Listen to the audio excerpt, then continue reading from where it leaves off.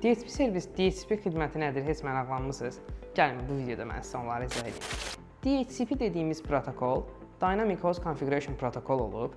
Şəbəkədə və yaxud da internetə çıxmaq istəyəndə biz, digər cihazlarla əlaqə qurmaq istəyəndə cihazlarımızı IP ünvanı ilə avtomatik olaraq təmin edirik. Biz əslində cihazlarımıza IP-ni özümüz əllə də manual olaraq statik IP verə bilərik. Lakin bu cihaz əgər bir qurumda, bir mühitdə çoxdursa, məsələn 30, 40, 50 ədəddirsə, hamısına gedib 50 IP vermək həm vaxt cəhətdən çox uzun, həm də yorucu ola bilər. Eyni zamanda hansı IP-ni kimə verdik, onu yadda saxlamaq da biraz çətin proses ola bilər.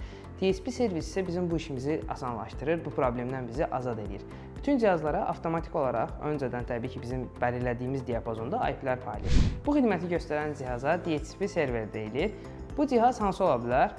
Məsələn, hamımızın ev mühitindən tanıdığımız üçü birində olan router modemlərimiz, professional routerlar, məsələn Cisco routerları, serverlər, 53 avadanlıq olan switchlər, eyni zamanda da firewall dediyimiz təhlükəsizlik avadanlığı, onlar hamısı DHCP server ola bilərlər.